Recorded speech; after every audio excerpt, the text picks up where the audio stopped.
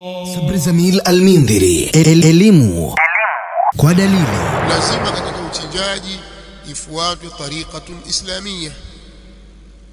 Amechinja kwa kufuata njia ya Kiislamu. Njia ya Kiislamu ni ipi? Mnyama atakiwa achinjwe katika koo lake kwa kukatwa mishipa maalum, mshipa wa pumzi na mshipa wa chakula. Na hili linapatikana kwa sehemu ya mbele ya shingo, sio nyuma kwenye kichogo cha mnyama. Sehemu inayofuatia chini ya kidevu, hapa ndio pana mishipa miwili, mshipa wa chakula na mshipa wa pumzi. Mishipa hii wakati wa kuchinjwa inatakiwa ikatwe. Lakini kama amechinja tofauti na hivyo, labda amemchinja kwa nyuma ya shingo,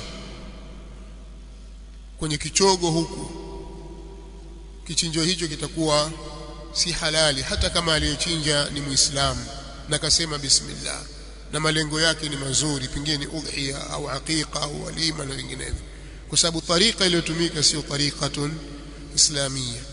Hivyo hivyo kama alichinja kwa kupiga rungu, kampiga rungu mnyama, kama ni kondoo au mbuzi, kampiga kwenye kichogo, akaanguka akafa, kisha akamkata kichwa akamchuna, yule atakuwa ni mfu, ni mzoga, ni kibudu, haifai kula. Ni mmoja aliyefanya hivyo ni Muislamu au katika ahlul kitab. Hivyo hivyo wanaochinja kwa kutumia shoti za umeme na mfano wake. Kwa hiyo lazima iwe pia kwa tariqa islamia.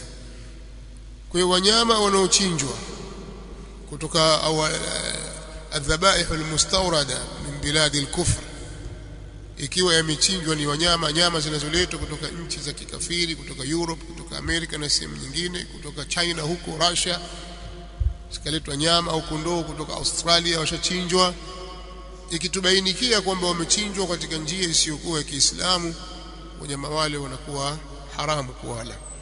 Walipojua kwamba wana soko kubwa katika nchi za Kiislamu, inasemekana kwamba wamesimamia au baadhi ya viwanda vimewapa nafasi hiyo Waislamu kuchinja, na zile muallabati zinazokuja ni vyakula vya kusindika vile, mfano mikebe maalumu ya kuweka nyama ya ng'ombe au ya kuku na vinginevyo, huwa wanaandika ala tariqatin islamiyya, kwamba wanyama hao halal, wanaandika halali au ala tariqat islamiyya.